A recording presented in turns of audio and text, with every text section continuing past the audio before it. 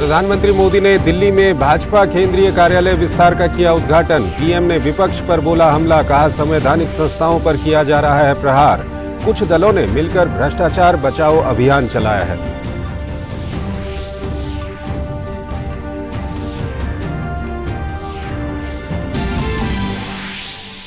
संसद में गतिरोध कायम। हिंडनबर्ग रिपोर्ट और जेपीसी की मांग को लेकर विपक्ष का हंगामा, फिर नहीं चले दोनों सदन। कार्यवाही बुधवार तक के लिए स्थगित। बीजेपी ने विपक्ष पर लगाया संसद न चलने देने का आरोप। –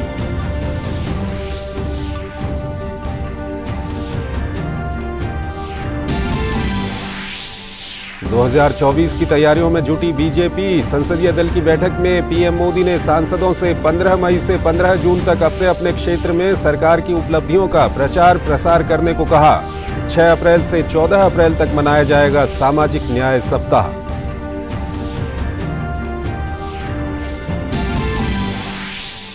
राहुल गांधी की ओर से ओबीसी के अपमान पर बीजेपी फिर हमलावर। बीजेपी के ओबीसी मोर्चे के सांसदों ने संसद में गांधी प्रतिमा से विजय चौक तक किया मार्च। राहुल से की माफी की मांग। स्मृति ईरानी ने कहा राहुल ने पूरे ओबीसी समुदाय का किया अपमान।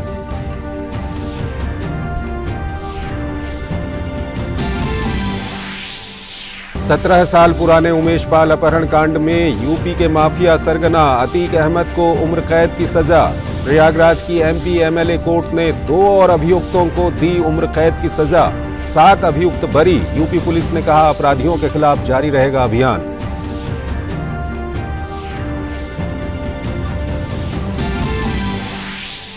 अमृतकाल में देश की अर्थव्यवस्था के मोर्चे पर एक और अच्छी खबर। देश के निर्यात ने 750 अरब डॉलर के स्तर को किया पार।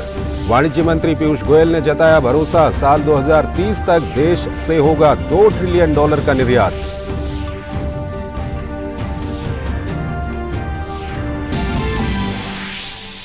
आईएनएस चिल्का में अग्निवीरों के पहले बैच की पासिंग आउट परेड। 2600 अग्निवीरों का प्रशिक्षण हुआ संपन्न। नौसेना प्रमुख ने इस अवसर को बताया देश की रक्षा और भारत निर्माण के लिए ऐतिहासिक।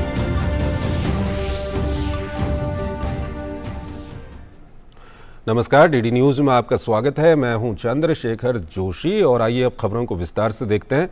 प्रधानमंत्री नरेंद्र मोदी ने नई दिल्ली में भाजपा केंद्रीय कार्यालय विस्तार का लोकार्पण किया।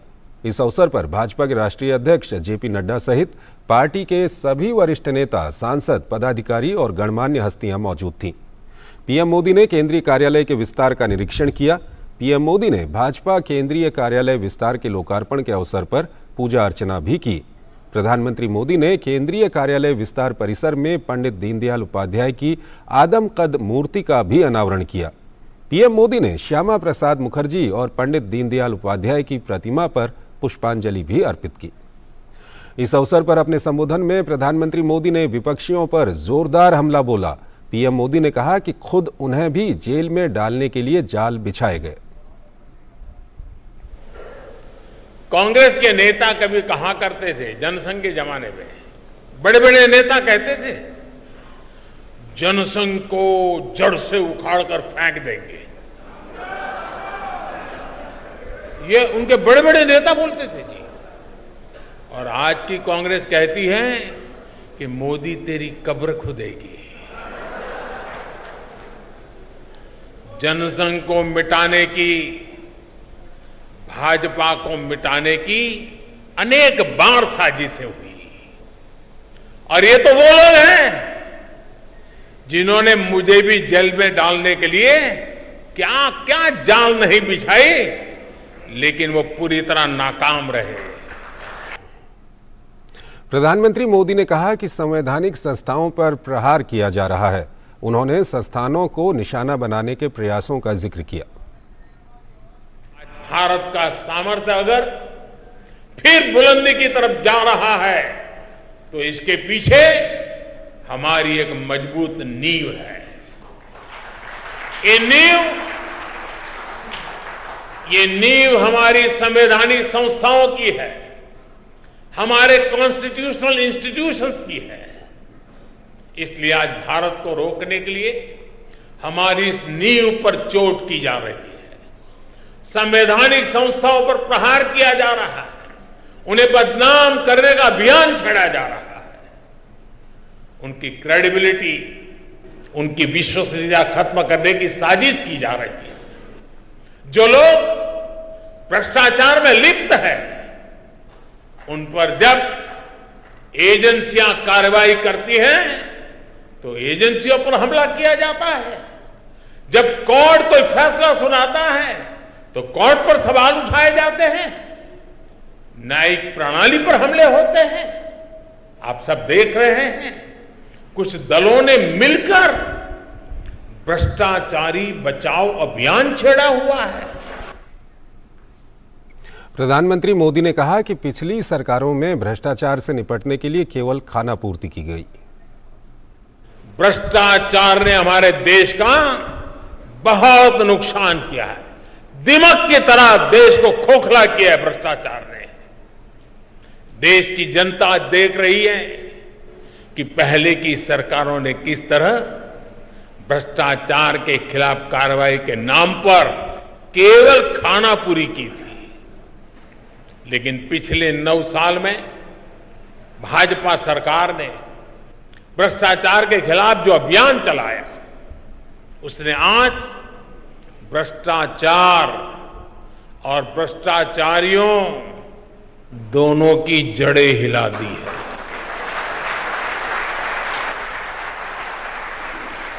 ये इस बात का प्रमाण है कि जब भाजपा आती है, भ्रष्टाचार भागता है। अगली खबर की ओर चलते हैं। आज भी संसद के दोनों सदनों में हंगामा जारी रहा, यानी कि हम मंगलवार की बात कर रहे हैं, जिसके चलते कोई कामकाज नहीं हो पाया। लोकसभा अध्यक्ष और राज्यसभा के सभापति ने सदनों को चलाने की कोशिश की, लेकिन उनकी अपील काम नहीं आई। सत्ता पक्ष और विपक्ष एक दूसरे पर आरोप लगा रहे हैं, लेकिन इस बीच जनता के पैसे की बर्बादी नहीं रुक रही और जनता से जुड़े मुद्दे भी संसद में नहीं उठाए जा रहे हैं। संसद के मौजूदा सत्र के तीसरे हफ्ते का दूसरा दिन संसद के दोनों सदनों में गतिरोध बरकरार रहा। लोकसभा की कार्यवाही जैसे ही सुबह शुरू हुई, विपक्ष के हंगामे के चलते सदन को 2 बजे तक स्थगित कर दिया गया। 2 बजे सदन की कार्यवाही फिर शुरू होते ही सदन में विपक्षी दलों का हंगामा जारी रहा। इसके चलते लोकसभा की कार्यवाही दिन भर के लिए स्थगित करनी पड़ी। उधर राज्यसभा में विपक्षी दलों का हंगामा जारी रहा, जिसके चलते कार्यवाही पहले 2 बजे और फिर दिन भर के लिए स्थगित की गई। सदन में प्रश्नकाल और शून्यकाल के साथ अहम कामकाज नहीं हो सका। The House stands adjourned to meet at 1100 hours on Wednesday, 29th March 2023. सदन में गतिरोध को लेकर सत्ता पक्ष ने कांग्रेस सहित विपक्षी दलों पर निशाना साधा है। वहीं कांग्रेस पार्टी सरकार और बीजेपी पर आरोप लगा रही है। बिल्कुल मर्यादा विहीन शर्मनाक आचरण जो संसद के अंदर हो रहा है, ये बहुत दुर्भाग्यपूर्ण है। आप कहते हैं कि लोकतंत्र का गला घोटा जा रहा है, विदेश में कहते हैं ना। राहुल गांधी जी, आप बताइए, आपके जो सांसद सदस्य हैं वो लोकसभा के अंदर, संसद के अंदर लोकतंत्र का क्या सम्मान कर रहे हैं? जिस तरह स्पीकर के साथ अन्याय हुआ है, शर्मनाक आचरण हुआ है, और आप कहते हैं कि भारत में लोकतंत्र समाप्त हो रहा है। लोकतंत्र को समाप्त कर रही है कांग्रेस पार्टी, सिर्फ इसलिए कि राहुल गांधी के अहंकार का उनको सम्मान करना है, लोकतंत्र का नहीं। ऐसे तो आप देख रहे हैं लोकसभा में और राज्यसभा में विपक्ष की मांग एक ही रही है कि जेपीसी हो अडानी के मामले में। तो ये मुद्दा लोकतंत्र से जुड़ा हुआ है। इससे पहले राज्यसभा में सुबह कार्यवाही शुरू होते ही महिला मुक्केबाजों को उनकी सफलता के लिए सदन में बधाई दी गई। On behalf of the whole House and on my own, we share the joy of our countrymen. We congratulate our accomplished women boxers and wish them all success in their future endeavors. Congratulations also, and more significantly, their coaches and the entire staff and supporting public. गौरतलब है कि मौजूदा संसद सत्र के दोनों सदनों में गतिरोध के चलते तमाम विधायी कामकाज अटके हुए हैं। संसद से बजट को पारित कराने की प्रक्रिया भी बिना बहस के हंगामे के बीच पूरी की गई है। ऐसे में बड़ा सवाल यही है कि क्या मौजूदा सत्र में पूरे सत्र के दौरान ही सदन में गतिरोध बना रहेगा। पार्लियामेंट टीम के साथ bureau report, DD news. Rahul Gandhi को लेकर इन दिनों सियासत गरमाई हुई है। पहले विदेश में देश विरोधी बयान को लेकर राहुल गांधी घिरते रहे, फिर कोर्ट से मिली सजा के बाद उनकी लोकसभा सदस्यता चली गई। अब उन्होंने सावरकर को लेकर जो बयान दिया है उसको लेकर राहुल गांधी लगातार विरोधियों के निशाने पर हैं। संसद से सड़क तक इस मामले पर राहुल और कांग्रेस घिरते जा रहे हैं। सूरत कोर्ट से राहुल गांधी को मिली सजा और उसके बाद लोकसभा से उनको अयोग्य ठहराए जाने के बाद सियासी मोर्चे पर घमासान मचा हुआ है। संसद के दोनों सदनों में हंगामा तो मचा ही है, सदन के बाहर भी जोरदार सियासत जारी है। तमाम केंद्रीय मंत्रियों और बीजेपी के वरिष्ठ नेताओं के निशाने पर हैं राहुल गांधी। राहुल गांधी द्वारा देश के ओबीसी समाज के अपमान के विरोध में गांधी प्रतिमा से विजय चौक तक बीजेपी के ओबीसी मोर्चे के सांसदों ने मार्च किया। सांसदों ने कहा, कांग्रेस और राहुल गांधी के चरित्र में है देश और देश के पिछड़ों का अपमान करना। इसके लिए राहुल गांधी जी आपको माफी मांगनी ही होगी। हिंदुस्तान का पिछड़ा आहत महसूस कर रहा है और ये अहंकारी राहुल गांधी और कांग्रेस पार्टी माफी मांगने को तैयार नहीं है। हमारा आंदोलन अनवरत जारी रहेगा। इस प्रकार राहुल गांधी ने पिछड़ों को अपमानित करने का काम किया और कोर्ट के आदेश कहने के बावजूद भी माफी नहीं मांगा है। जब तक राहुल गांधी माफी नहीं मांगेंगे, भारत का प्रत्येक पिछड़ा समाज उनके विरोध में खड़ा रहेगा। वह व्यक्ति के अपमान में पूरे समाज को उन्होंने अपमानित करने का काम किया है, पूरे देश को वो अपमानित करने का काम करते हैं। बीजेपी के ओबीसी मोर्चा के राष्ट्रीय अध्यक्ष और भाजपा सांसद डॉक्टर के लक्ष्मण ने कांग्रेस पर जमकर हमला बोला और कहा कि 60 साल में कांग्रेस ने ओबीसी को धोखा दिया है। वहीं केंद्रीय मंत्री स्मृति ईरानी ने कांग्रेस पर निशाना साधते हुए कहा कि प्रधानमंत्री नरेंद्र मोदी का अपमान करने की कोशिश में राहुल गांधी ने पूरे ओबीसी समुदाय का अपमान किया है। जो कांग्रेस हुकूमत में थी, क्यों हमेशा ये ओबीसी के विरोधी थे? किस तरह ओबीसी को धोखा दिया जा रहा था। प्रधानमंत्री नेहरू जी से लेकर जब काका कलेक्टर कमीशन गठित हुआ, निवेदन दिया, उसका सिफारिश अमल तक छोड़ो, कम से कम सदन में चर्चा तक नहीं किया। 17 साल प्रधानमंत्री के नाते नेहरू जी थे और बाद में इंदिरा गांधी प्रधानमंत्री बनी, तभी भी मुमकिन नहीं हुआ। बाद में जब मंडल कमीशन गैर कांग्रेस सरकार जब बनी थी, तभी लागू किया गया 27% केंद्र सरकारियों में, केंद्र विद्या संस्थाओं में। क्या ये पहली बार है कि राहुल गांधी ने, गांधी खानदान ने दलित अथवा पिछड़े समुदाय का अपमान किया है?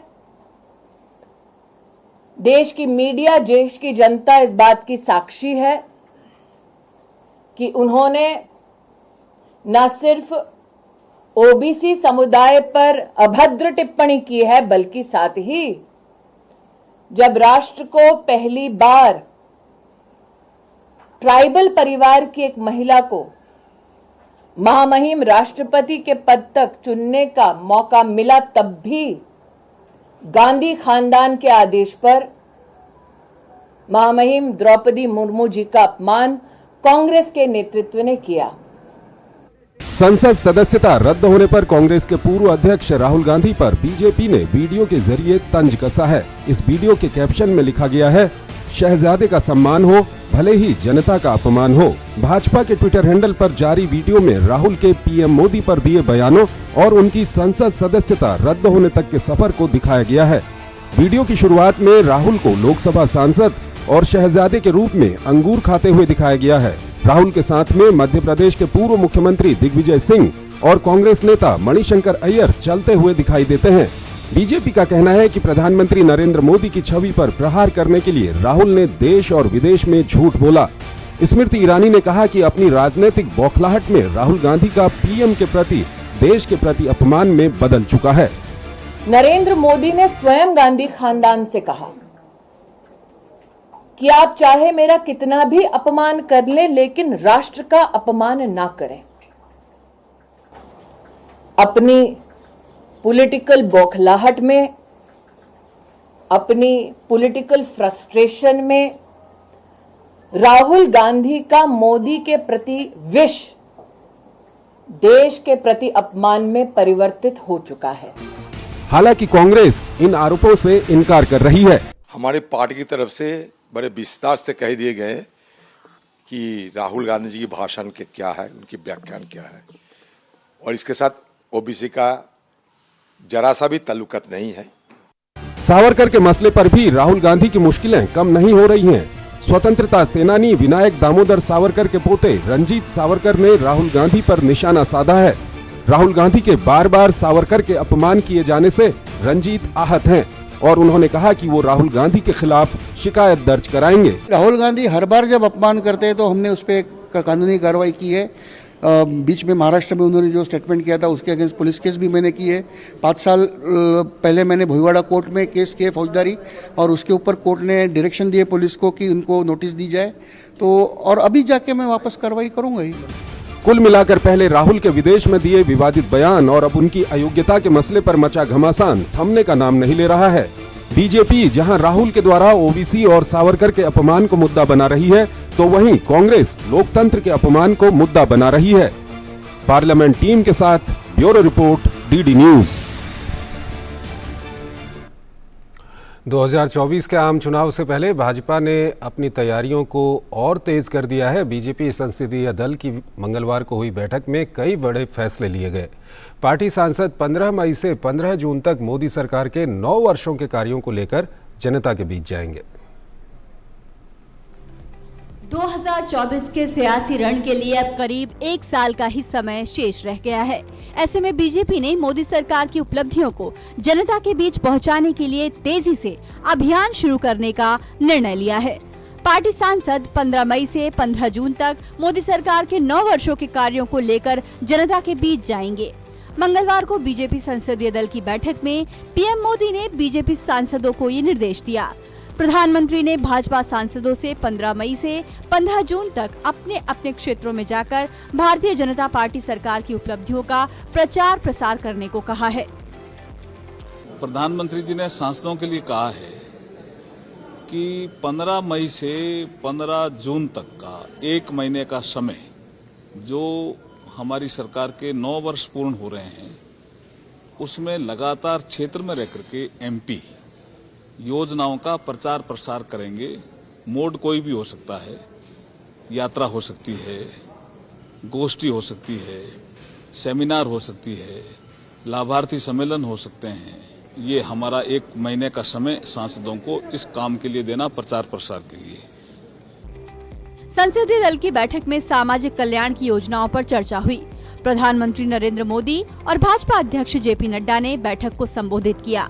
पार्टी अपने स्थापना दिवस के मौके पर 6 अप्रैल से 14 अप्रैल तक सामाजिक न्याय सप्ताह मनाएगी। हाल ही के चुनावों की जीत पर बैठक में पीएम मोदी का अभिनंदन किया गया। पहले जीत और अब पूर्वोत्तर की जीत के दौरान भाजपा की जीत के अभियान को और आगे बढ़ाने पर जोर दिया गया है।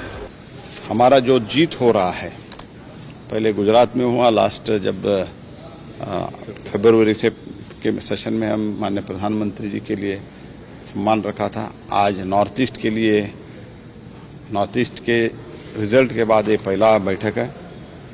तो ये भी जिक्र हुआ, जितना भारतीय जनता पार्टी का जीत ज़्यादा होता है, जो दृश्य आप देख रहे हैं आज ज़्यादा होगा।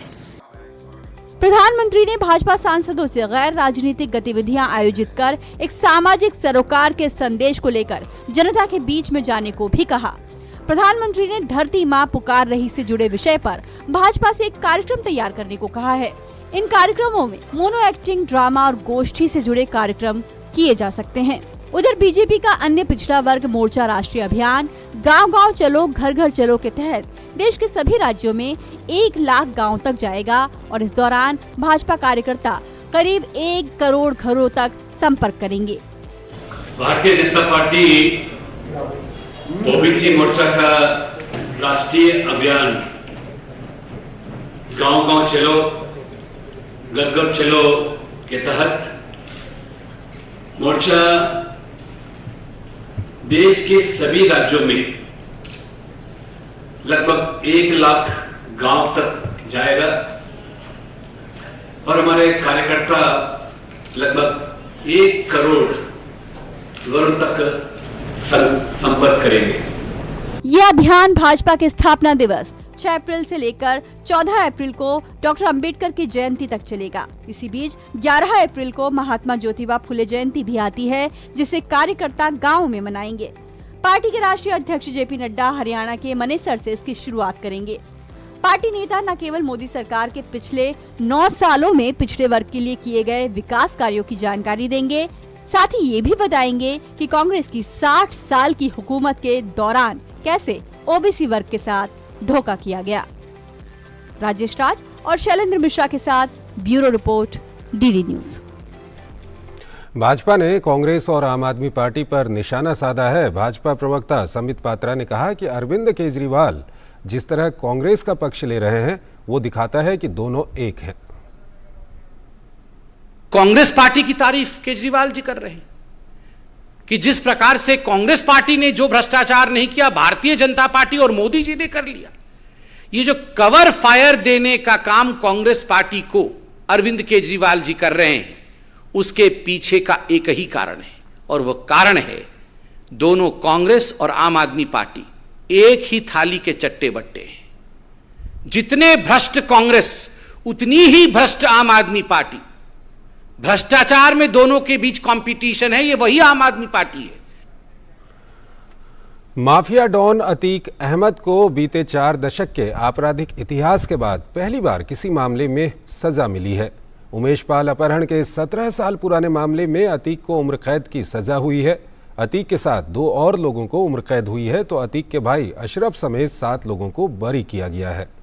अतीक को सजा मिलने के बाद यूपी सरकार ने कहा है कि माफियाओं के खिलाफ ऐसे ही कार्यवाही होती रहेगी।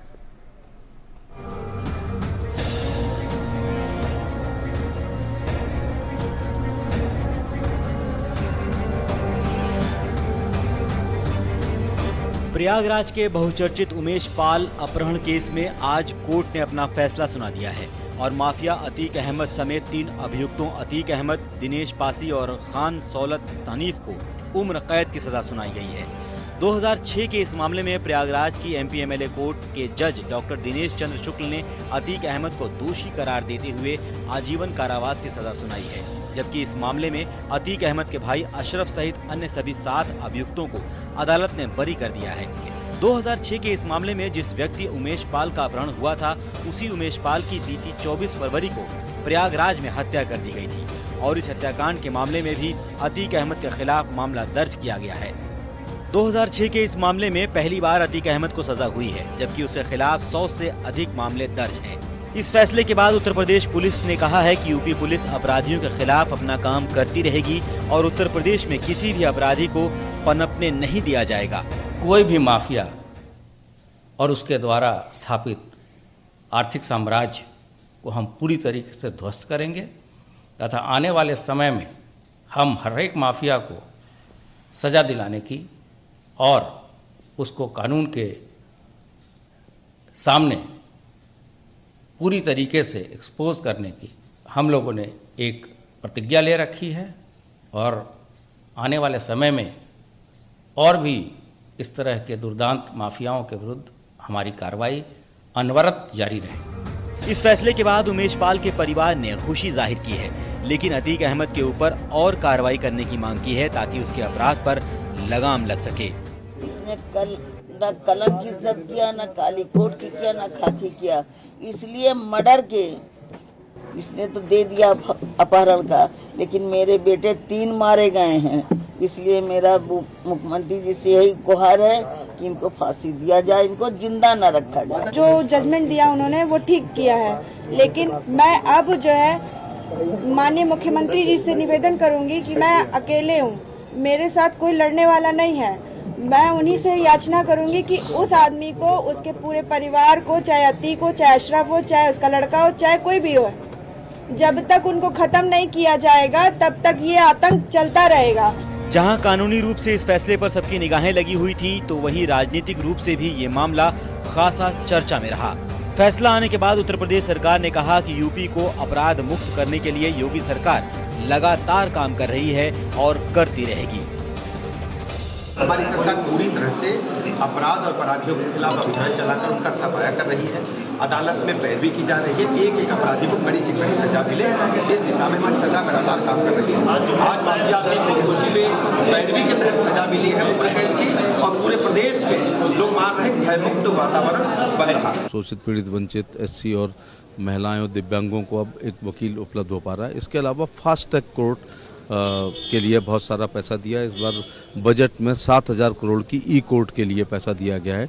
तो ई कोर्ट का मतलब अब ई फाइलिंग हो जाएगी, वर्चुअल हियरिंग हो जाएगी, वर्चुअल कोर्ट हो जाएंगे, फास्ट ट्रैक कोर्ट हैं, स्पेशल फास्ट ट्रैक कोर्ट हैं, इन सब मिलाकर के हीनियस क्राइम में और पास्को कोर्ट हैं, तो थोड़ी पेंडेंसी में कमी आएगी। गौरतलब है कि 25 जनवरी 2005 को बसपा विधायक राजू पाल की प्रयागराज में गोली मारकर हत्या कर दी गई थी। इस केस में अतीक अहमद, उसका भाई अशरफ समेत 5 आरोपी नामजद थे, जबकि बाकी अज्ञात के खिलाफ मामला दर्ज हुआ था। इस केस में राजू पाल के रिश्तेदार उमेश पाल मुख्य गवाह थे। उमेश पाल का 28 फरवरी 2006 में अपहरण हुआ था। इसका आरोप भी अतीक अहमद और उसके साथियों पर लगा था। एक साल बाद उमेश पाल की शिकायत पर पुलिस ने 5 जुलाई 2007 को अतीक और उसके भाई अशरफ और अज्ञात व्यक्तियों के खिलाफ प्राथमिकी दर्ज की थी। प्रयागराज के एमपी एमएलए कोर्ट ने 17 मार्च को सुनवाई पूरी करने के बाद फैसला सुरक्षित रख लिया था। जज डीसी शुक्ला ने 23 मार्च को अतीक को पेश करने के लिए आदेश जारी किया था, जिसके बाद गुजरात की साबरमती जेल से अतीक को लाया गया था और आज उसे कोर्ट ने सजा सुनाई। लखनऊ ब्यूरो के साथ bureau report, DD news. Bharat की अध्यक्षता में G20 की बैठकों का सिलसिला जारी है। G20 इंफ्रास्ट्रक्चर वर्किंग ग्रुप की दूसरी बैठक विशाखापत्तनम में हो रही है, जिसमें क्वालिटी इंफ्रास्ट्रक्चर, इन्वेस्टमेंट इंडिकेटर, भविष्य के शहरों के निर्माण, उनके वित्तपोषण जैसे विषयों पर चर्चा हो रही है। तो वहीं गांधीनगर में G20 पर्यावरण और जलवायु निरंतरता कार्यकारी समूह की बैठक चल रही है। उधर पहली G20 व्यापार और निवेश कार्य समूह की बैठक मुंबई में शुरू हुई। G20 इंफ्रास्ट्रक्चर वर्किंग ग्रुप की दूसरी बैठक की मेजबानी विशाखापट्टनम कर रहा है। बैठक में हिस्सा ले रहे 63 प्रतिनिधियों का स्वागत पारंपरिक तरीके से किया गया। मंगलवार को मंथन का विषय कल के शहरों का वित्त पोषण, समावेशी, लचीला और सतत रहा। बैठक के दौरान G20 के क्वालिटी इंफ्रास्ट्रक्चर इन्वेस्टमेंट इंडिकेटर को लागू करने, भविष्य के शहरों के निर्माण और उनके वित्त पोषण से जुड़े अहम मसलों पर चर्चा हुई।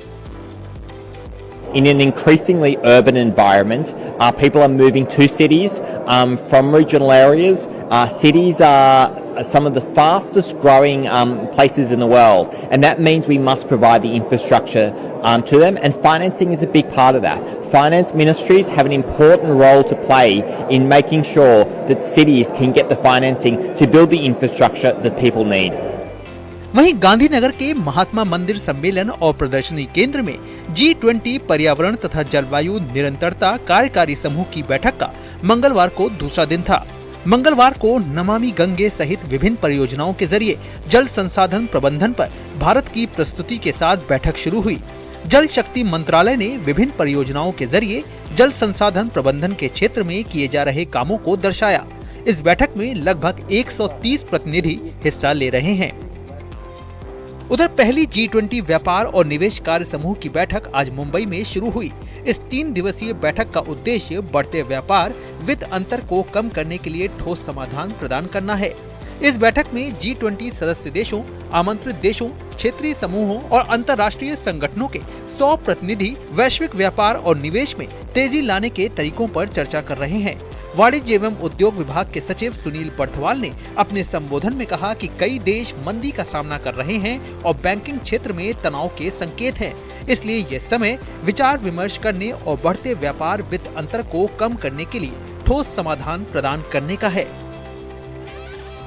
इस बीच G20 देशों के मुख्य विज्ञान सलाहकार विज्ञान एवं प्रौद्योगिकी से संबंधित आपसी हित के मुद्दों पर चर्चा करने के लिए उत्तराखंड के रामनगर में एकत्रित हो रहे हैं। 3 दिवसीय आयोजन में ये प्रतिनिधि विज्ञान एवं प्रौद्योगिकी से संबंधित कुछ साझा महत्वपूर्ण वैश्विक नीतिगत मुद्दों पर विचार विमर्श के लिए जुटे हैं। इसका लक्ष्य सहयोग की उपयुक्त रूपरेखा तैयार करना है। चंद्रशेखर, श्यामा और मेघना के साथ ब्यूरो रिपोर्ट, डीडी न्यूज।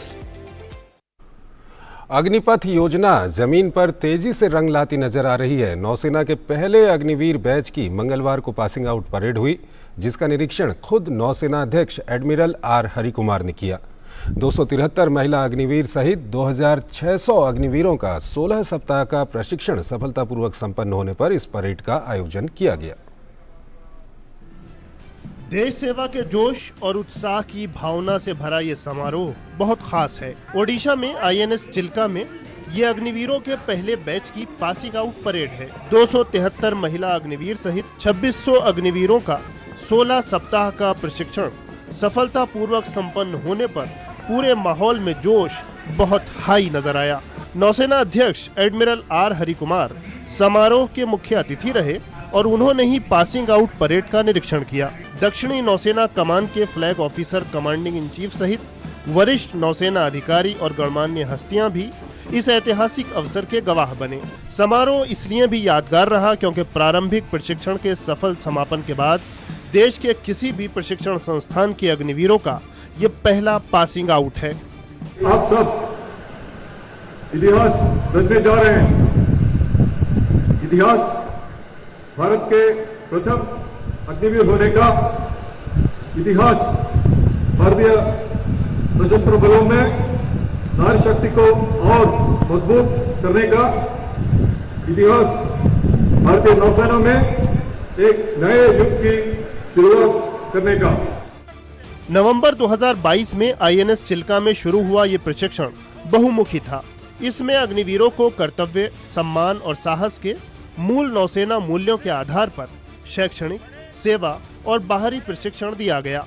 16 हफ्तों की इस कामयाब ट्रेनिंग के बाद अब इन सभी अग्निवीरों को समुद्री प्रशिक्षण के लिए सीमावर्ती युद्धपोतों पर तैनात किया जाएगा। पासिंग आउट परेड के दौरान योग्य अग्निवीरों को पुरस्कार प्रदान किए गए।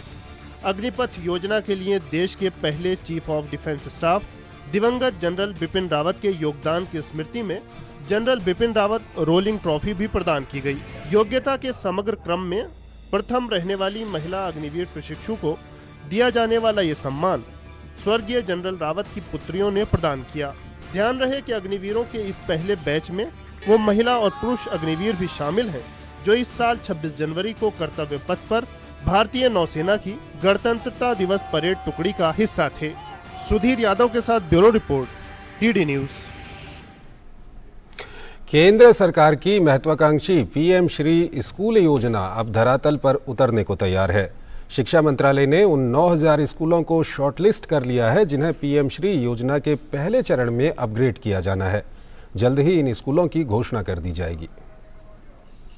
राष्ट्रीय शिक्षा नीति को लागू करने की दिशा में महत्वपूर्ण कदम उठाते हुए केंद्र सरकार ने पिछले साल PM श्री स्कूल योजना की घोषणा की थी। इस योजना के तहत देश भर के 14,500 से अधिक स्कूलों को PM श्री यानी प्रधानमंत्री स्कूल्स फॉर राइजिंग इंडिया के तौर पर अपग्रेड किया जाएगा। ये स्कूल राष्ट्रीय शिक्षा नीति की भावना से समाहित अनुकरणीय मॉडल स्कूल के तौर पर विकसित होंगे। PM श्री योजना के तहत शिक्षा मंत्रालय ने 9000 स्कूलों को शॉर्टलिस्ट किया है, जिसकी घोषणा जल्द ही की जा सकती है। 7 राज्यों बिहार, ओडिशा, तमिलनाडु, केरल, पश्चिम बंगाल, दिल्ली और झारखंड को छोड़कर सभी राज्यों ने अपने स्कूलों को PM श्री योजना के तहत अपग्रेड करने के लिए शिक्षा मंत्रालय के साथ MOU पर हस्ताक्षर कर लिए हैं। मंत्रालय ने सभी राज्यों को पत्र लिखकर PM श्री योजना को अपनाने के लिए कहा है ताकि छात्रों को गुणवत्तापूर्ण शिक्षा मुहैया कराई जा सके। 27,360 करोड़ रुपए के अनुमानित बजट वाली PM श्री स्कूल योजना अगले 5 साल के दौरान लागू की जाएगी। ये एक केंद्र प्रायोजित योजना है जिसके लिए केंद्र सरकार 18,128 करोड़ रुपए की राशि देगी। PM श्री योजना के तहत हर ब्लॉक के 2 स्कूलों को अपग्रेड किया जाएगा। इन स्कूलों में शिक्षा मुहैया कराने का तरीका आधुनिक, परिवर्तनकारी और समग्र होगा। इनमें खोज उन्मुख, छात्र केंद्रित और ज्ञान आधारित शिक्षण पर जोर दिया जाएगा। साथ ही हर कक्षा में छात्रों के लर्निंग आउटकम में सुधार पर जोर दिया जाएगा। ये स्कूल नवीनतम तकनीकों से युक्त होंगे और इनमें स्मार्ट क्लासरूम, प्रयोगशालाएं, लाइब्रेरी और तमाम आधुनिक सुविधाएं होंगी। देश के 18 लाख से अधिक स्कूली छात्रों को PM श्री योजना का लाभ मिलेगा। निशांत सौरभ की रिपोर्ट, DD न्यूज। केंद्रीय गृह और सहकारिता मंत्री अमित शाह ने नई दिल्ली में साइबर सुरक्षा के बुनियादी ढांचे और भारतीय साइबर अपराध समन्वय केंद्र के कामकाज की समीक्षा की। समीक्षा के बाद मीडिया कर्मियों से बातचीत करते हुए केंद्रीय गृह मंत्री ने कहा कि प्रधानमंत्री मोदी के नेतृत्व में गृह मंत्रालय साइबर सुरक्षा के विभिन्न पहलुओं के बारे में जनता में जागरूकता पैदा करने के लिए व्यापक, एकीकृत और सभी प्रयास कर रहा है। अमित शाह ने कहा कि I4C हर महीने के पहले बुधवार को साइबर जागरूकता दिवस का आयोजन कर रहा है। उन्होंने कहा कि I4C इस पहल में सक्रिय और महत्वपूर्ण भूमिका निभाने और साइबर स्वच्छता को बढ़ावा देने में मदद करने के लिए देश के सभी राज्यों तक पहुंच बना रहा है। केंद्रीय गृह मंत्री ने मीडिया से साइबर अपराध के खतरे को रोकने के लिए की गई सभी पहलों के बारे में जागरूकता फैलाने के लिए केंद्रीय गृह मंत्रालय के साथ सहयोग का आग्रह किया। केंद्रीय गृह और सहकारिता मंत्री अमित शाह ने मंगलवार को एसोचैम के वार्षिक सत्र 2023 भारत एट 100 को संबोधित किया। अपने संबोधन में अमित शाह ने कहा कि देश की 130 करोड़ की आबादी बोझ नहीं बल्कि अवसर है। अमित शाह ने कहा कि जब तक भारत के हर क्षेत्र का विकास नहीं होगा तब तक भारत का पूरा विकास नहीं होगा। दुनिया में बहुत सारे लोग 130 करोड़ की आबादी को बोझ मानते हैं। मेरे जैसे लोग 130 करोड़ की आबादी को बड़ा मार्केट भी मानते हैं। अब अपना अपना देखने का नजरिया है। तो जब तक भारत के कोने कोने से भारत के विकास का प्रयास नहीं होता है तब तक हम आगे नहीं बढ़ते हैं। अमित शाह ने कहा कि भारत के 99% गांवों में बिजली पहुंच चुकी है। इसके साथ साथ देश में 82 करोड़ ब्रॉडबैंड कनेक्शन भी लगाए गए।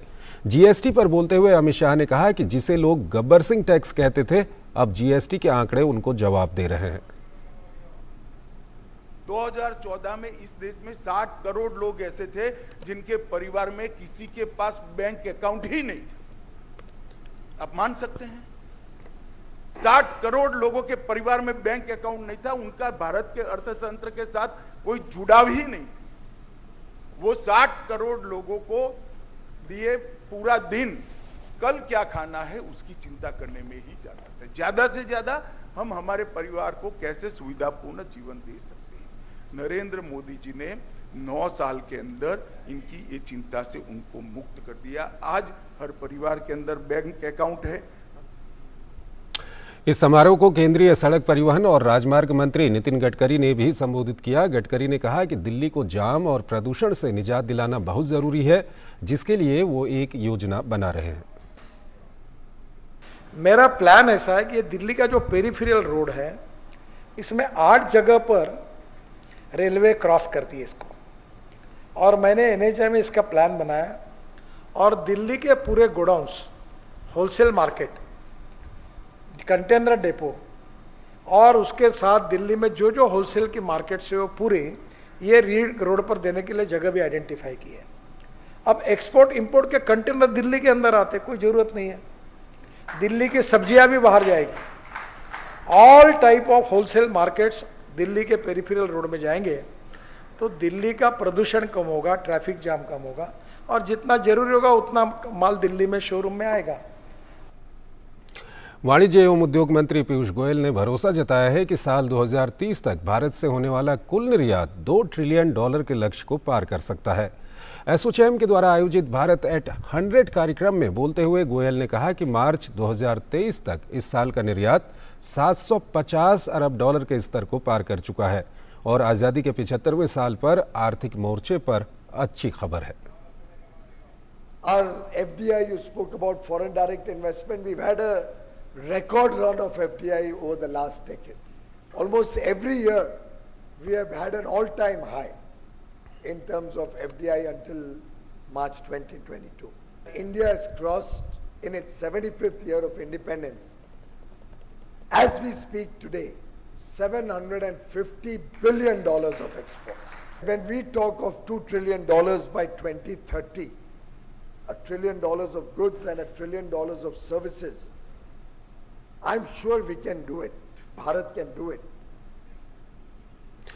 बेमौसमी बारिश के बावजूद इस साल देश में रिकॉर्ड गेहूं उत्पादन होने की उम्मीद है। इस साल की पहली सरकारी खरीद सोमवार को मध्य प्रदेश के उज्जैन में की गई, जिसमें मार्च महीने में पहली बार रिकॉर्ड 10,727 टन गेहूं की खरीद हुई। भारतीय खाद्य निगम का कहना है कि वार्षिक सरकारी खरीद के लक्ष्य को आसानी से पूरा कर लिया जाएगा। इसके अलावा ओपन मार्केट सेल स्कीम के तहत 33 लाख मीट्रिक टन गेहूं बाजार में बेचा गया है, जिसके बाद गेहूं के दाम में और कमी आई है। हालांकि गेहूं के निर्यात पर लगी रोक तब तक जारी रहेगी जब तक सरकार गेहूं खरीद के अपने लक्ष्य को पूरा नहीं कर लेती। पहला प्रोक्योरमेंट हमारा उज्जैन में महाकाल एरिया से शुरू हुआ है।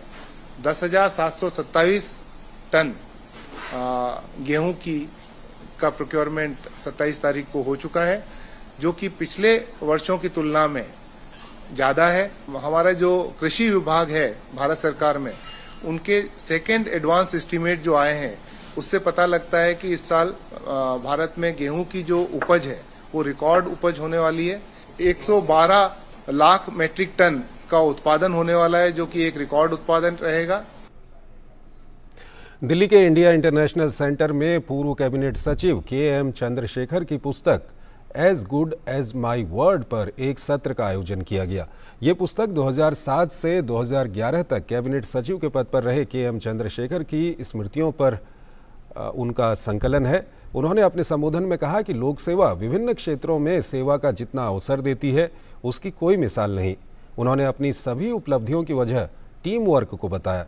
इस अवसर पर मौजूद नीति आयोग के पूर्व CEO और G20 शेर्पा अमिताभ कांत ने KM चंद्रशेखर की उपलब्धियों और सेवाओं को सराहा। अमिताभ कांत ने केरल में पर्यटन को बढ़ावा देने में उनके योगदान का खास तौर पर जिक्र किया। इस अवसर पर कई गणमान्य नागरिक भी मौजूद थे। सस्ते दामों पर लोगों को दवा उपलब्ध कराने के लिए चल रही प्रधानमंत्री भारतीय जन औषधि परियोजना का लाभ देश भर के गरीबों को मिल रहा है। ब्रांडेड दवाओं की तुलना में 70 से 90% तक कम दामों पर दवा उपलब्ध होने की वजह से ये पहल गरीबों के लिए किसी वरदान से कम नहीं है। लेकिन छत्तीसगढ़ की कांग्रेस सरकार के रवैये की वजह से वहां के गरीब इससे वंचित हो रहे हैं। इसी लापरवाही की वजह से वहां 100 सरकारी भारतीय जन औषधि केंद्र बंद हो चुके हैं। देखते हैं छत्तीसगढ़ से हमारे संवाददाता रजनीश त्रिपाठी की ये खास ग्राउंड रिपोर्ट। लोगों को सस्ती दर पर दवाई मुहैया हो सके, इसके लिए केंद्र सरकार ने साल 2016 में प्रधानमंत्री भारतीय जन औषधि परियोजना की शुरुआत की। 2016 में इसका उद्घाटन खुद प्रधानमंत्री नरेंद्र मोदी ने छत्तीसगढ़ के राजनांदगांव जिला स्थित डोंगरगढ़ में किया था। योजना के तहत लोगों को लगभग 70% से 90% तक सस्ती दवाएं उपलब्ध होने लगी। छत्तीसगढ़ में सरकारी और गैर सरकारी भारतीय जन औषधि परियोजना के तहत 255 स्टोर भी खुले, लेकिन पिछले 4-5 वर्षों में इनमें से लगभग 100 से अधिक स्टोर में ताले लग चुके हैं। जन औषधि की दवाइयों में हमारे यहाँ कहीं भी और भी ब्रांडिंग नहीं होता है। इसमें सबसे बड़ा जो अंतर है कि कहीं पर भी ब्रांडिंग, आप यूजुअली देखेंगे कि जितनी भी दवाइयाँ हैं उनमें ब्रांड नेम लिखा होता है। हर दवाई में आपको अलग अलग ब्रांड नेम मिलेगा। तो एक ही मॉलिक्यूल को आज कम से कम 500 से 800 ब्रांड नेम के हिसाब से वो मार्केट में अवेलेबल है। तो कॉमन व्यक्ति के लिए वो ब्रांडेड दवाएं हैं या ब्रांडेड जेनरिक है, किसमें डिस्काउंट मिलेगा किसमें नहीं मिलेगा, ये पता लगाना असंभव है। जन औषधि की दवाइयों में हमने ये कन्फ्यूजन को खत्म कर दिया है। जन औषधि केंद्र के अधिकारियों के मुताबिक राज्य प्रशासन के रवैये की वजह से छत्तीसगढ़ में जन औषधि केंद्र बंद हो रहे हैं, लेकिन ये जन औषधि केंद्रों के होने से लोगों को कितना फायदा होता है, खुद छत्तीसगढ़ के लोग ही इसकी गवाही देते नहीं थक रहे। जन औषधि केंद्र में जो दवाइयाँ हैं वो मार्केट रेट से बहुत सस्ती है और सर्वसुलभ है। माने कि जो दवाइयाँ बहुत ज़्यादा दाम पे बाहर मिलते थे, वो दवाइयाँ आपको बहुत कम कीमत पे मिल जाते हैं, उपलब्ध हो जाते हैं, और जिसके कारण कि लोग इसको रिस्पांस दे रहे हैं। बाजार रेट से दवाई बहुत महंगी मिलती है। जन औषधि केंद्र में वो बिल्कुल 1/3 या 1/4, कभी कभी तो 10% में भी दवाइयाँ मिल जाती है। बहुत ही अच्छा है ये। अभी भारत सरकार जो निर्णय ले रहा है वो गरीबों के लिए या सभी के लिए कहिए बहुत ही अच्छा है। अंतर तो बहुत है। 10% से लेके 50% और 80% तक से रिटेल प्राइस मिलता है जन औषधि में। अब अगर पीएम जन औषधि केंद्र की जगह पर राज्य सरकार द्वारा शुरू किए गए धन्वंतरी केंद्रों को देखें तो पाएंगे जन औषधि केंद्र की दवाइयों और सर्जिकल सामानों के सामने राज्य की धन्वंतरी में दवा और सर्जिकल सामान बहुत कम है। धन्वंतरी केंद्रों पर उपभोक्ताओं को दवाइयों की MRP पर न्यूनतम 50% और अधिकतम 70% तक छूट का लाभ मिलता है। जबकि जन औषधि केंद्रों पर जेनरिक दवाओं पर अधिकतम 90% तक की छूट ग्राहकों को उपलब्ध कराई जाती है। प्रधानमंत्री जन औषधि परियोजना के केंद्र सरकारी अस्पतालों में बंद हो रहे हैं, लेकिन दूसरी तरफ प्राइवेट जगहों पर 73 जन औषधि केंद्रों की काफी मांग है। जनमानस की जेब पे जो आर्थिक बोझ पड़ रहा था, केंद्र सरकार ने उस बोझ को कम करने के लिए भारतीय जन औषधि परियोजना की शुरुआत की थी। जब ये परियोजना शुरू हुई थी तो छत्तीसगढ़ में 181 केंद्र थे, लेकिन आज के तारीख में सिर्फ 81 केंद्र चल रहे हैं। लगभग 100 केंद्र बंद हो चुके हैं, जिसके कारण जनता की जेब पे फिर से बोझ बढ़ गया है।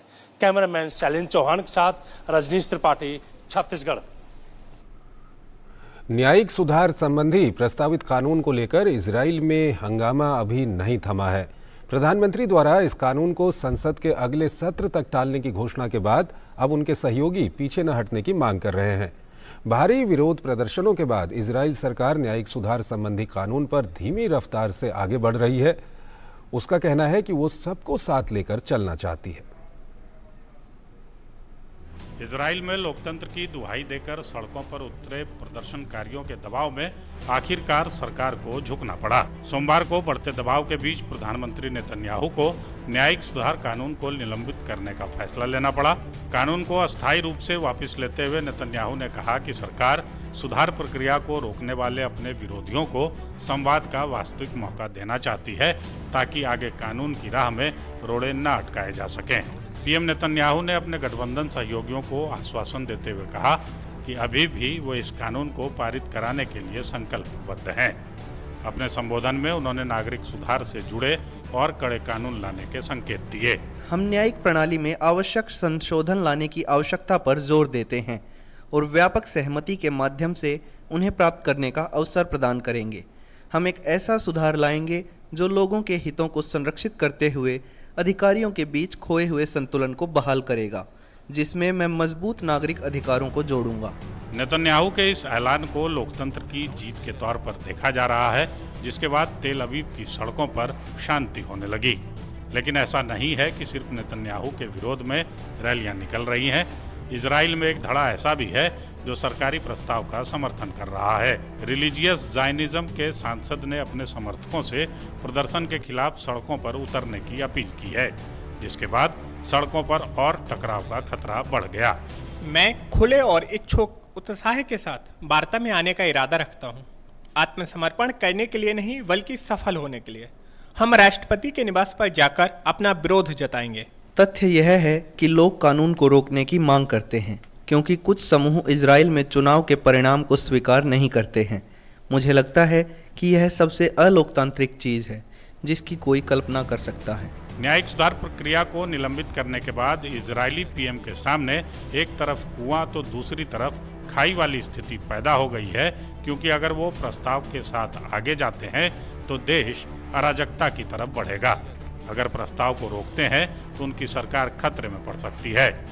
हुआ भी ऐसा ही, क्योंकि प्रस्ताव वापस लेने के बाद सहयोगी दलों के बीच दरार की खबरें आ रही हैं। ओजमा यदित पार्टी के एक मंत्री ने इस मुद्दे पर सरकार गिराने तक की धमकी दे डाली। यदित पार्टी के पास नेसेट में 6 सीटें हैं, जबकि लिकुड गठबंधन 64 सीटों के साथ सरकार चला रही है। बहुमत के लिए 61 सीटों की जरूरत होती है। ऐसे में अगर यदित ने समर्थन वापस लिया तो नेतन्याहू सरकार बहुमत खो देगी। प्रधानमंत्री के फैसले का असर इजरायली संसद समीक्षा पैनल की बैठक में भी दिखा। विपक्षी दल के नेता बर्खास्त रक्षा मंत्री की फिर से बहाली की मांग करते नजर आए। पिछले 24 घंटों के दौरान जो हुआ वो सरकार का होश खोना दिखाता है। यह बात इस बात का प्रमाण है कि सरकार पूरी तरह विफल रही। रक्षा मंत्री का बर्खास्त करना इजराइल के लिए खतरनाक है। यह हमारी सुरक्षा को खतरे में डालता है। बहरहाल न्यायिक सुधार प्रक्रिया विधेयक को अब करीब 1 महीने बाद फिर संसद में लाया जाएगा, जिस पर सभी दलों के साथ विस्तार से चर्चा होगी। नेतन्याहू सरकार इजराइल की शासन व्यवस्था को ढांचा देने वाले मूल कानूनों में बदलाव की बात करती है। दरअसल इजराइल में कोई लिखित संविधान नहीं है और देश 14 बेसिक कानूनों से चलती है, जिसमें सुप्रीम कोर्ट अहम भूमिका निभाती है। ऐसे में अगर नेतन्याहू सरकार इनमें बदलाव करने में सफल हो जाती है तो आगे वह कोई भी बदलाव आसानी से कर सकती है। Bureau report, DD news. कोरियाई प्रायद्वीप में पनप रहा तनाव लगातार दुनिया के लिए खतरा बना हुआ है। उत्तर कोरिया ने पहली बार छोटे परमाणु हथियारों को सार्वजनिक किया है। हाल ही में अमेरिका और दक्षिण कोरिया के संयुक्त युद्धाभ्यास के बाद किम जोंग उन के देश ने परमाणु हथियारों को सार्वजनिक कर फिर अपनी ताकत को दर्शाया है, तो वहीं प्रायद्वीप में बढ़ता तनाव फिर सुर्खियों में आ गया है। कोरियाई प्रायद्वीप में तनाव कम होने का नाम नहीं ले रहा है। उत्तर कोरिया और दक्षिण कोरिया के बीच बढ़ता तनाव दुनिया भर के लिए चिंता का कारण बनता जा रहा है। इस तनाव में और इजाफा करते हुए उत्तर कोरिया ने छोटे परमाणु हथियारों के अपने नए जखीरे की जानकारी साझा की है। उत्तर कोरिया के मुताबिक इन हथियारों को छोटी दूरी की मिसाइलों पर लगाकर दागा जा सकता है। उत्तर कोरिया के सरकारी टेलीविजन चैनल ने मंगलवार को परमाणु हथियारों की नई तस्वीरें जारी की। तस्वीरें उत्तर कोरिया के राष्ट्रपति किम जोंग उन की परमाणु हथियार संस्थान की यात्रा की हैं, जहां राष्ट्रपति किम परमाणु हथियारों का जायजा लेते दिख रहे हैं। उत्तर कोरिया लंबे समय से ऐसे सामरिक परमाणु हथियार होने का दावा करता रहा है जो दक्षिण कोरिया में टारगेट्स को निशाना बना सकते हैं, लेकिन पहली बार इन हथियारों का सबूत दुनिया के सामने आया है। राष्ट्रपति किम जोंग उन ने कहा है कि दूरदर्शी तरीके से हथियार श्रेणी की परमाणु सामग्रियों के उत्पादन का विस्तार होना चाहिए और शक्तिशाली परमाणु हथियारों के उत्पादन को प्रोत्साहन मिलना चाहिए। पिछले सप्ताह ही दक्षिण कोरिया और अमेरिका की सेनाओं ने बड़े स्तर पर संयुक्त युद्धाभ्यास किया था। उत्तर कोरिया ने इस युद्धाभ्यास को लेकर नाराजगी जताई थी। इसके बाद सोमवार को उत्तर कोरिया ने अपने पूर्वी तट की तरफ 2 छोटी दूरी की बैलिस्टिक मिसाइलें भी दागी थी, जिसके बाद जापान और दक्षिण कोरिया की ओर से भी प्रतिक्रिया आई। दक्षिण कोरिया के राष्ट्रपति कार्यालय के प्रवक्ता ने उत्तर कोरिया के परमाणु परीक्षणों पर प्रतिक्रिया देते हुए कहा कि उत्तर कोरिया अगर इसी तरह परमाणु हथियार विकसित करता रहता है तो उसे किसी तरह की आर्थिक मदद नहीं दी जानी चाहिए। राष्ट्रपति यून ने कहा है कि एकीकरण मंत्रालय को भविष्य में उत्तर कोरिया को आर्थिक मदद देनी बंद कर देनी चाहिए और यह साफ कर देना चाहिए कि जब तक उत्तर कोरिया परमाणु हथियार विकसित कर रहा है, हम उन्हें 1 पैसा भी नहीं दे सकते। उत्तर कोरिया की तरफ से लगातार हो रहे परमाणु और मिसाइल परीक्षणों के बीच अमेरिकी विमानवाहक पोत यूएसएस निमित्ज दक्षिण कोरिया के बुसान नौसैनिक अड्डे पर पहुंचा। इससे पहले सोमवार को यूएसएस निमित्ज ने दक्षिणी द्वीप जेजू के पास अंतर्राष्ट्रीय जल में दक्षिण कोरिया और अमेरिका के सैन्य अभ्यास में हिस्सा लिया था। इस इलाके में बढ़ते तनाव के बीच अमेरिका अपनी उपस्थिति से मित्र देशों जापान और दक्षिण कोरिया को सहज करने की भरपूर कोशिश कर रहा है। हम उत्तर कोरिया चीन के साथ कोई झगड़ा नहीं देखते। हम वास्तव में बुनियादी समुद्री सुरक्षा स्तर पर अपने सहयोगियों के साथ अभ्यास कर रहे हैं और उन्हें आश्वस्त कर रहे हैं, और हम बुसान से निकलने के बाद जापान और दक्षिण कोरिया की सेनाओं के साथ एक त्रिपक्षीय अभ्यास करेंगे। जिस तरह एक तरफ उत्तर कोरिया परमाणु और मिसाइल के खतरों को बढ़ा रहा है, कोरिया गणराज्य और अमेरिकी नौसेना संयुक्त परिचालन की क्षमताओं में सुधार के लिए संयुक्त समुद्री अभ्यास कर रहे हैं और अमेरिकी रणनीतिक संपत्तियों की तैनाती के माध्यम से विस्तृत प्रतिरोध को बढ़ा रहे हैं। दुनिया ने अभी तक उत्तर कोरिया के नए सामरिक परमाणु हथियारों के परीक्षण का कोई नमूना तो नहीं देखा है, लेकिन कोरियाई प्रायद्वीप से आने वाली ऐसी हर खबर इस इलाके में माहौल को गर्म कर देती है। और आइए अब नजर डालते हैं बिजनेस जगत की कुछ खास खबरों पर फटाफट अंदाज में। कर्मचारी भविष्य निधि संगठन यानी ईपीएफओ ने कर्मचारी भविष्य निधि ईपीएफ पर ब्याज दर बढ़ा दी है। वित्त वर्ष 2022-23 के लिए ईपीएफ पर ब्याज दर 8.15% तय की गई है। पिछले वित्त वर्ष में यह दर 8.10% थी। ईपीएफ की 233वीं बैठक मंगलवार को दिल्ली में केंद्रीय श्रम एवं रोजगार तथा पर्यावरण, वन और जलवायु परिवर्तन मंत्री भूपेंद्र यादव की अध्यक्षता में हुई। केंद्रीय बोर्ड ने वित्तीय वर्ष 2022-23 के लिए सदस्यों के खातों में ईपीएफ संचय पर 8.15% वार्षिक ब्याज दर जमा करने की सिफारिश की। वित्त मंत्रालय के अनुमोदन के बाद ब्याज दर को आधिकारिक तौर पर अधिसूचित किया जाएगा, जिसके बाद ईपीएफओ अपने ग्राहकों के खातों में ब्याज दर जमा करेगा। पैन कार्ड को आधार से लिंक कराने की समय सीमा 30 जून तक बढ़ा दी गई है। आयकर विभाग ने अभी तक इसके लिए 31 मार्च 2023 की डेडलाइन दी थी। केंद्र सरकार ने करदाताओं की दिक्कतों को देखते हुए पैन आधार लिंक करने की समय सीमा को बढ़ा दिया है। इससे करदाताओं को इस प्रक्रिया के लिए कुछ और समय मिल जाएगा। ट्विटर के सीईओ एलॉन मस्क ने मंगलवार को कहा कि 15 अप्रैल से शुरू होने वाले फॉर यू रिकमेंडेशन का फायदा सिर्फ वेरीफाइड अकाउंट को ही मिलेगा। मस्क ने ट्वीट किया, 15 अप्रैल से सिर्फ verified account users he for you recommendation के लिए एलिजिबल होंगे। काफी तेजी से बढ़ रहे AI बॉट के तूफान को रोकने के लिए ये एकमात्र तरीका है। हफ्ते के दूसरे कारोबारी दिन भारतीय शेयर बाजार में गिरावट देखी गई। सेंसेक्स 40 अंकों की गिरावट के साथ 57,613.72 अंक के स्तर पर बंद हुआ। वहीं दूसरी तरफ निफ्टी 34 अंकों की गिरावट के साथ 16,951.70 अंक के स्तर पर बंद हुआ। तो इस बुलेटिन में फिलहाल इतना ही। आप बने रहिए DD न्यूज के साथ। नमस्कार।